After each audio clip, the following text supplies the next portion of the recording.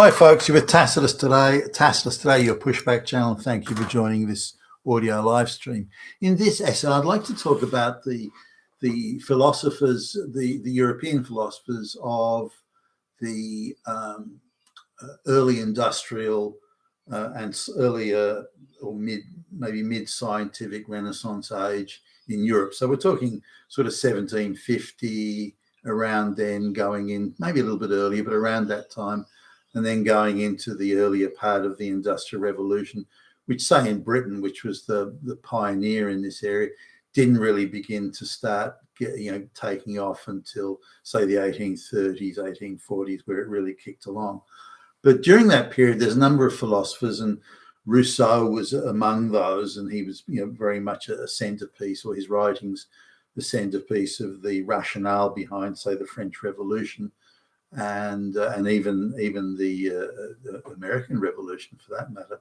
So Rousseau and others around his contemporaries were big players during the day, and that's Rousseau's picture in the thumbnail.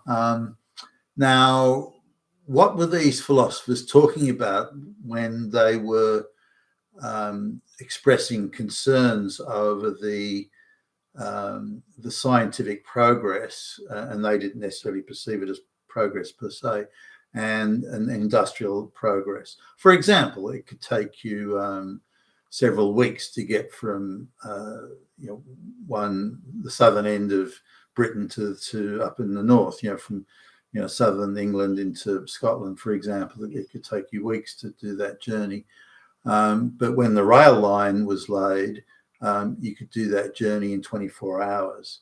And that was like, wow, that was a wow factor of astonishing proportions. So there's lots of technology was appearing and lots of experimentation. For example, the first sealed boilers were made. Now, today you might look at that, well, who gives a shit? But a sealed boiler allowed for high pressure, steam pressure, which created then various the steam engine as a classic example, but also many industrial devices and, say, pumps to work in mines, which meant that mines that were non-viable, coal and whatever that was non-accessible previously could now be accessed because water could be pumped out, and things like that. So there's a whole lot of things were happening. Technically, there was convulsions of society where people were moving from the idyllic sort of shire and a agricultural existence, and you could question whether that was idyllic in a aristocrat to serf type relationship, but nonetheless. And these people were then moving into the cities to work in factories and so on. So there's a whole lot of things happening at the time.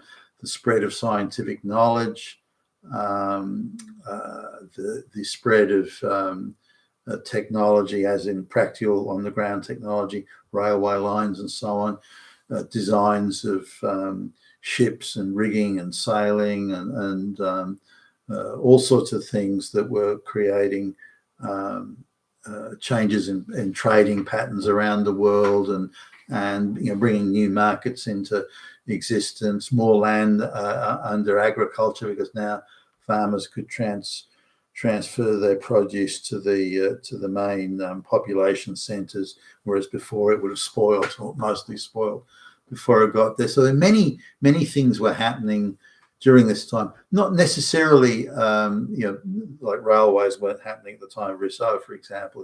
I think he died about 1780. I think off the top of my head, maybe a little bit earlier than that.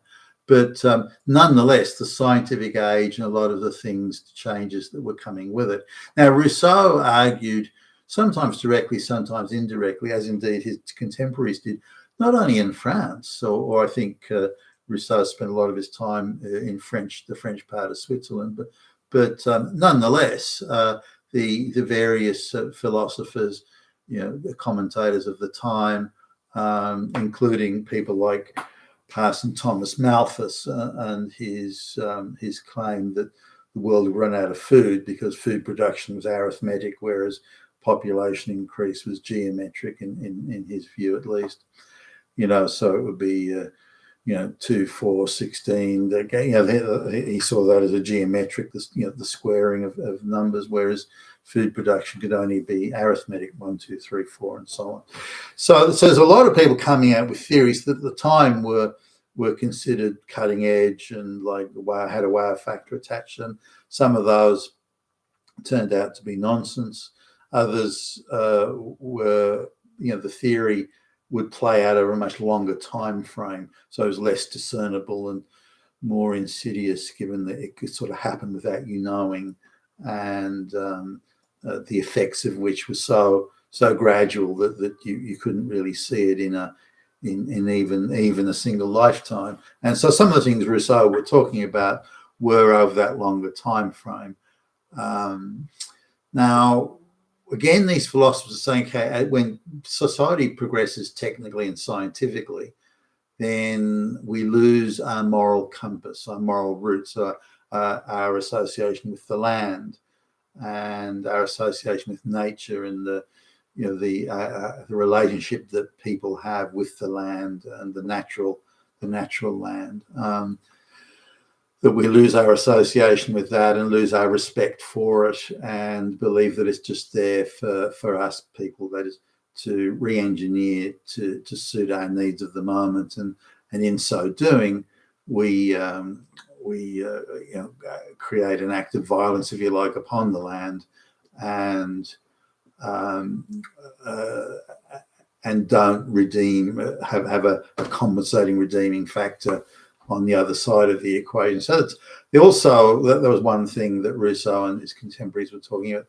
The other thing was that people were, as the scientific age sort of started to take hold, people had once seen religion as an integral part of their daily lives. For example, all holidays were pretty much religious observances, every one of them, and the idea of you going to church every Sunday was considered to be, being devout and pious was the norm, was the standard way of behaving, and the soul was eternal. These sorts of things were very much attitudes of the time. So if you missed a few Sundays at church, that could be eternal damnation, and so all these associations with spirituality. And now you can condemn spirituality in some ways, but remember, once you take spirituality out of the equation, then what else comes to fill that void of meaning in life? And these were the bigger philosophical issues that some of these people, Rousseau included, were dealing with. So when people move, when science comes in and industrial progress comes in, the relationship between people, spirituality, relationship between the land, the relationship between other people, for goodness sakes, these things all create, as Rousseau would believe, a detachment from basic core morality. Now, Rousseau argued, and again, you can interpret some of the things he says in more than one way. So I'm not saying that Rousseau literally and specifically, addressed it in this language. I'm paraphrasing here, but he and others, he's not the only one. He's one of the most prominent, of course, but he said that once you go on this detachment from the moral compass, and you go down the scientific and industrial path, and bear in mind, railroads hadn't come along when Rousseau was writing, so that was still some years away. His contemporaries or younger contemporaries were around as things like railroads began. But this idea that if you lose your moral compass, or the moral compass is compromised or subverted, call it what you like, that you thus, the philosophers would argue, you're on a path to ultimate self-destruction and demise, because that path of technology and science and industry that detaches you from things that are particularly important in life, and particularly important from a moral perspective.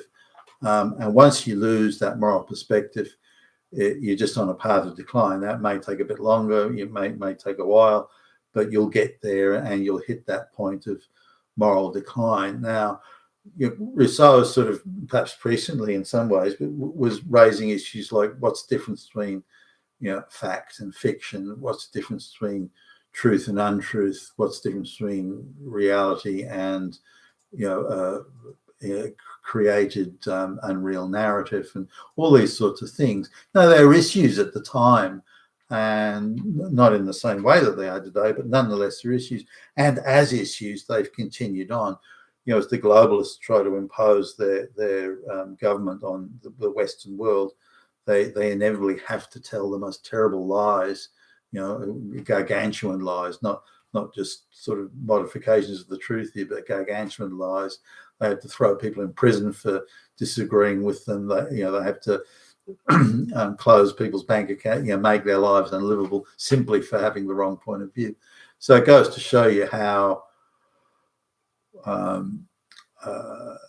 this imposition of authoritarianism that the globalists are engaging in now and have been, and as their lies and treachery are less able to deceive the populace, they'll rely more and more on brutality to get their way, which they're, of course, currently doing. So Rousseau's claim that morality is the basis of a social cohesion and, if you like, the common organic consensus, and once that's lost, and the science and industry and technology automatically mean there's a detachment. Well, no, Rousseau suggested that really it creates the conditions for moral decline, and thus that decline is probably inevitable given the predisposition of the majority to embrace the scientific age and industry and so on. Now, Rousseau was sort of being a little bit disingenuous here, because he was one of the most learned men of, he came from the learned class, and you've got a learned guy who's embracing a lot of this the scientific age and the Renaissance thinking, saying it's really a bad thing if you do it, but not if I do it, because I'm one of the good guys. Therefore, I can warn the rest of you because I now understand the direction everything is going in. So Rousseau perceived himself to some degree as really a savior of the less intelligent, but equally it comes back to this thing of there's an elite that think, well, it's okay when we do it, and that you sort of argue with. But is this a real thing? I'm sort of staggered that politicians can so easily sell out their fellow citizens and receive their orders and instructions and their rewards, by the way, from the globalist cabal. I'm staggered that a judge could make decisions in a court not based on the evidence, but based on some insane ideological fanaticism. I think it's crazy that a government would approve gay flags, lesbian flags, Palestinian flags, but they would arrest people for flying the English flag in England. To me, that's astonishing, and I can scarcely believe it. Why would any commercial business hire low IQ black lesbians and put them in positions of decision-making authority? No commercial business would do that. But yet all of these things are happening around us, and so this Rousseau's argument of moral decline, the inability to separate fact from fiction, truth from untruth, and so on, it's come true. So should we perceive Rousseau and others like him as sort of soothsayers? I mean, you could go to other, whether it's I don't know, Schopenhauer and other philosophers and thinkers that came along at the time and later. Should we view that should we see that their perspective of the future actually has come to pass, or were they just sort of spouting off about what people aren't going to church anymore, how terrible it is, that's the end of everything? Exactly how grounded in reality were they, or were they just seeing the local conditions of the moment and becoming doomsayers around that? You've been a Tacitus today, your Pushback channel. Thank you for listening.